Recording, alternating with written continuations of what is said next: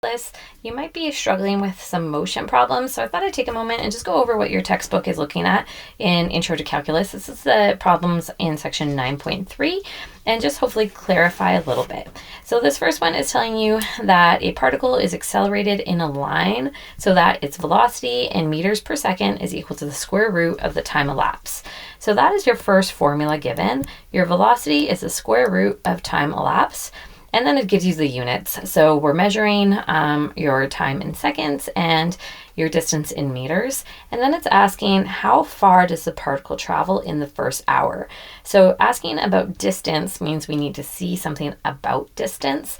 And that would be a relationship. And they use the unit S for distance or displacement. And then T is time. So we need something that shows S.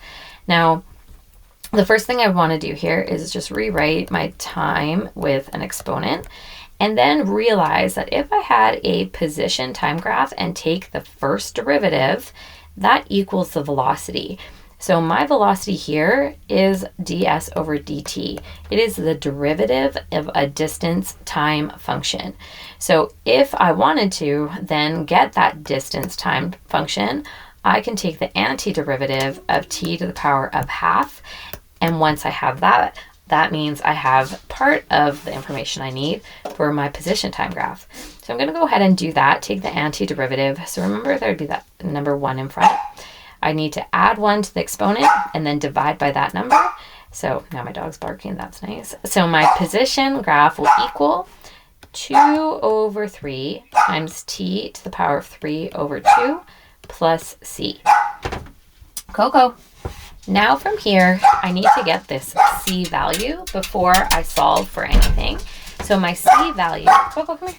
Sorry, my dog is just wanting some attention. So my C value I can get from when my particle starts to accelerate, it has to start from somewhere. So at the beginning, your time would be 0, but you wouldn't have been moved at all at the very, very beginning. So when time is 0, your position is 0, and then you start to accelerate, right? Move faster. So I'm going to use that information and plug in 0 for S because I haven't moved yet, and then 0 for T before we go anywhere, plus C, and I'll find out my C value 0. So my position time function is just 2 over 3 times t to the power of 3 over 2. So nice and easy. So now if I want to figure out my position in the first hour, but realizing that my time is in seconds, 1 hour would equal 3,600 seconds. So this is what I need to plug in for time. So S will equal 2 over 3 times 3,600 to the power of 3 over 2. Go ahead and plug that into your calculator. You get a pretty large value for meters. So 144,000 meters. And then we can just make this either put it in scientific notation or change your unit to kilometers, depending on what the question's asking for. And it didn't really specify what we wanted it in, but we do know that it was measured in meters. Now, the next question we have is a little bit more work because we're not starting with velocity. We're going to be starting with acceleration. So this one is telling us a stone is tossed upwards of a velocity of 8 meters per second. So this is giving us some starting information. When v is 8, your time would be 0 because it was initially started from that.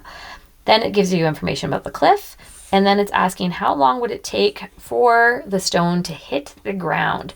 So this idea of hitting the ground is connecting distance with time. So when we're done, we need a connection between S, so distance, and time. So we want to start with it's being tossed up, which means it does have acceleration due to gravity acting upon it. And acceleration due to gravity is negative 9.81 meters per second squared. If you don't know that value, you probably want to learn it, right? You learn and deal with it in science, in the physics unit with potential energy, and even more so if you take physics like 20 and 30 and so on.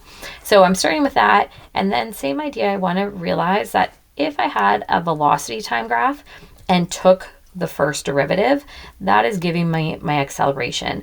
So I can replace this a with dv over dt, right? And that would equal negative 9.81.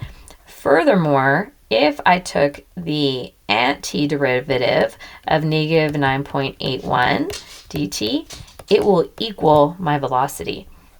So I'm going to go ahead and do that. So my velocity is going to equal negative 9.81 times t. Now, this is also still plus c. Now, we do need to figure out the c value, and we can use this initial information to figure that out. So 8 will equal negative 9.81 times 0 plus c. This goes away. We'll figure out that c equals 8. So now if I write out my velocity formula, it would be negative 9.81 times t plus 8. Now I have to keep going because now I have a function relating velocity and time, but I need one that relates distance and time. So I can remember from the previous example that if I take the derivative of a distance time graph, it equals velocity. So I can replace v with ds over dt, meaning if I take the antiderivative of this function, I will have a position time function. And that's what I'm going to do next. So if I take the antiderivative of, oopsie, that's a very messy symbol, negative 9.81 times t plus 8, and all of this would be dt, I would have my position function. So I'm going to go ahead and take that antiderivative, and I end up with negative 4.9 t squared plus 8t plus c. So this, with the position time graph, I can use this last bit of information before you throw the stone. It is 63 meters high. So this is another initial condition. When your S value is 63, your time is 0. So we can go ahead and fill that in. And so I'll have 63 equals negative 4.9 times 0 squared plus 8 times 0. Oh, that's weird. Plus c. We don't need it anymore anyway. So this goes away, this goes away. You'll find out that c equals 63. So your position function ends up being negative 4.9 times t squared plus 8t plus 63. Then we have this information. We still need to figure out the time. How long will it take? And we'll have to factor that to figure that out. And we can't just factor by grouping or binomials. We'll have to use the quadratic formula. So maybe I'll just come over here for a second. So to find t, we'll have the quadratic formula. T will equal negative 8 plus or minus the square root of 8 squared. Oh, this is weird. Minus 4 times your first term, so negative 4.9, times your last term, and this is all divided by 2 times your first term, so negative 9.81. So we have all that information here. We'll go ahead and solve. One of the values will not make sense, so the one that will is 2.86 seconds, and that's how long it will take. So for these motion problems, just writing it out, hopefully in a way that I hope would make sense. When we were learning derivatives, if you take the derivative of a position time graph, it equals velocity. So if you take the derivative of a velocity time graph, it equals acceleration. So if we go the other way and you have acceleration and you take the antiderivative, you will have a velocity time graph. And if you take the function, and if you take the antiderivative of a velocity function, you have the position versus time. And then just my short term anti-d is just antiderivative. So I hope you found this helpful. If you did, please, please, please subscribe. And if there's any other video I can ever do, let me know in a comment.